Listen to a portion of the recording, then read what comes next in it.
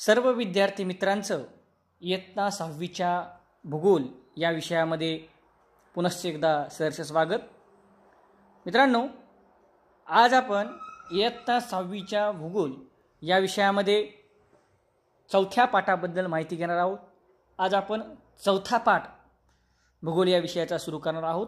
आपल्या पाठाचं नाव आहे हवा व हवामान. चला तर मग आजच्या पाठाला या ठिकाणी सुरुवात करूया. मित्रांनो, या पाठामध्ये आपण प्रमुख करून हवा व हवामान या दोन्हीमधला फरक जाणून घेणार आहोत. हवा कशाला म्हणतात आणि हवामान कशाला म्हणतात याबद्दल आपण सविस्तर माहिती जाणून घेणार आहोत. बऱ्याच जणांना हवा आणि हवामान हे एकच शब्द वाटतात किंवा दोन्ही एकच आहे असं वाटतं, परंतु हवा आणि हवामान या दोन्हीमध्ये खूप मोठा फरक आहे हे आपल्याला या ठिकाणी या पाठाच्या शेवटी लक्षात येईल. चला तर मग आजच्या पाठाला आपण या ठिकाणी सुरुवात करूया. हवा व हवामान. बघा, तुमच्या स्क्रीनमध्ये एक तुम्हाला तक्ता दिलेला आहे. तुमच्याकडे पुस्तक असेल तर तुम्ही पुस्तकामध्ये देखील पाहू शकता. पान नंबर 19 वरती सांगा पाहू हा तक्ता या ठिकाणी तुम्हाला दिलेला आहे आणि भारतातील काही जी ठिकाणं आहेत त्या ठिकाणांची 10 जून या दिवशीची जी काही वातावरणाची स्थिती आहे ती दाखवलेली आहे. आणि तक्त्याच्या बाजूलाच काही प्रश्न दिलेले आहेत. त्या प्रश्नांची उत्तरं तुम्हाला या ठिकाणी तक्ता पाहून द्यायची आहे. तर या ठिकाणी तक्त्यामध्ये अनुक्रमांक, शहर, राज्य, वेळ आणि हवा कशी आहे हे या ठिकाणी सांगितलेलं आहे. तर त्याच्या बाजूला या ठिकाणी प्रश्न दिलेले आहेत. सुरुवातीला आपण तक्त्यामध्ये काय सांगितले हे पाहूता. शहरं कोणते आहेत, राज्य कोणते आहे, वेळ कोणते आहे हे वाचून घेऊ आणि त्यानंतर आपण प्रश्न कोणते आहेत हे पाहू. बघा, कोची शहर आहे, त्याचे राज्य आहे केरळ. केरळ राज्यामधील कोची शहर, वेळ आहे दुपारी 12:30ची आणि हवा कशी आहे, ढगाळ आहे.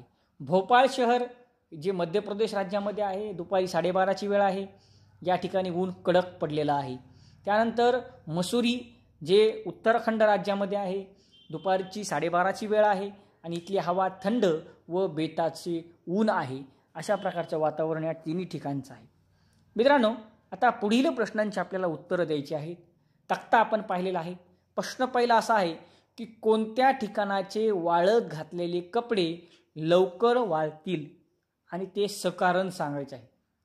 या तिन्हीपैकी कोणतं ठिकाण असं आहे की ज्या ठिकाणचे कपडे लवकर वाळतील, त्याचं कारण काय आहे हे तुम्हाला सांगायचे. दुसरा प्रश्न आहे की कोणत्या ठिकाणी कपडे उशिरा वाळतील आणि का. आता ही जी स्थिती आहे मित्रांनो, ही स्थिती 10 जूनची आहे. 10 जून म्हणजे साधारणतः पावसाळ्याला सुरुवात असते. तर 10 जूनची ही स्थिती आहे. तिसरा प्रश्न आहे की या ठिकाणच्या वातावरणाची स्थिती नेहमी अशीच राहील की त्यामध्ये बदल होईल. तिसरा प्रश्न असा आहे की ही जी तिन्ही ठिकाणं आहेत ज्यांची 12:30ची वेळ दिलेली आहे आणि इथलं वातावरण एका ठिकाणचं ढगाळ आहे, एका ठिकाणी कडक ऊन पडलेलं आहे, एका ठिकाणी थंड हवा आणि बेताचं ऊन आहे. ही जी स्थिती आहे ही स्थिती कायमस्वरूपी अशीच राहील का, असा एक प्रश्न आहे किंवा ह्याच्यामध्ये बदल होईल. तर आपण एका प्रश्नाबद्दल या ठिकाणी माहिती घेऊ. बघा, ही जी स्थिती आहे ही 10 जूनची आहे आणि ही स्थिती हवेची या ठिकाणी दिलेली आहे. आपण जर बघितलं तर कोची या ठिकाणी ढगाळ हवा आहे, म्हणजे त्या ठिकाणी सूर्यप्रकाश आहे का रे, नाही. आणि मगाशी सांगितल्याप्रमाणे की नेमकीच पावसाळ्याला या ठिकाणी सुरुवात झालेली आहे. त्याचबरोबर हवेमध्ये बाष्पाचं प्रमाण अधिक असतं आणि म्हणून इथले कपडे लवकर वाळत नाहीत. आपल्याला माहिती आहे जूनचा महिना म्हणल्यानंतर इथं वातावरण ढगाळ असतं, बाष्पाचं प्रमाण जास्त असतं या हवेमध्ये आणि ऊन नसल्यामुळं इथले कपडे लवकर वाळतील का, तर अजिबात नाही. इथले कपडे लवकर वाळणार नाहीत. आणि तुम्ही ही अशी जी स्थिती आहे ही स्थिती पावसाळ्यामध्ये देखील अनुभवलेली असते. ढगाळ वातावरण असतं, ऊन पडलेलं नसतं आणि अशा वातावरणामध्ये कपडे वाळत नाहीत. ही स्थिती तुम्ही अनेक वेळा पावसाळ्यामध्ये पाहिली आहे. दुसरं ठिकाण भोपाळ, या ठिकाणी कडक ऊन आहे आणि कडक ऊन असल्यामुळं ओल्या कपड्यातील पाण्याचे बाष्पात पटकन रूपांतर होईल आणि कपडे लवकर वाळतील. म्हणजे एक आपल्या लक्षात येईल की भोपाळ जे आहे मध्य प्रदेशमधलं, या ठिकाणी 12:30ची वेळ आहे. त्या ठिकाणी कडक ऊन पडलेलं आहे. कडक ऊन पडल्यामुळं काय होईल, जे काही कपड्यामधलं जे काही पाणी आहे, बाष्प आहे, ते उष्णतेमुळं काय होईल, ते पटकन कपड्यातील जे काही पाण्याचं रूपांतर आहे ते बाष्पामध्ये होईल आणि कपडे पटकन वाळतील. आणि शिवाय तिथं कडक ऊन देखील आहे. तिसरं जर बघितलं आपण तर मसुरी हे कर्कवृत्ताच्या उत्तरेला आहे आणि या ठिकाणी सूर्याची स्थिती जर बघितली तर या ठिकाणी सूर्याची उष्णता कमी प्रमाणामध्ये त्या प्रदेशामध्ये मिळते आणि पर्वतीय प्रदेशामुळं या ठिकाणी हवा तिथली थंड असते आणि हवा थंड असल्यामुळं आणि ऊन कमी असल्यामुळं कपडे वाळण्यास खूप जास्त कालावधी लागतो. म्हणजे या ठिकाणी आपण जर बघितलं तर कोणत्या ठिकाणचे कपडे पटकन वाळतील, तर मध्य प्रदेश भोपाळ या ठिकाणचे जे काही कपडे आहेत ते चटकन वाळतील, कारण त्या ठिकाणी कडक ऊन आहे आणि उन्हामुळं पाण्याचं बाष्पात पटकन रूपांतर होईल आणि कपडे लवकर वाळतील. आणि कोणत्या ठिकाणचे कपडे उशिरा वाळतील, तर या ठिकाणी मसुरी या ठिकाणी काय आहे रे, थंड हवा आहे, बेताचं ऊन आहे, त्या ठिकाणचे देखील कपडे काय होईल, उशिरा वाळतील. आणि त्याचबरोबर केरळ राज्यामध्ये देखील ढगाळ वातावरण असल्यामुळं तिथले देखील कपडे वाळायला उशिरा वेळ लागेल.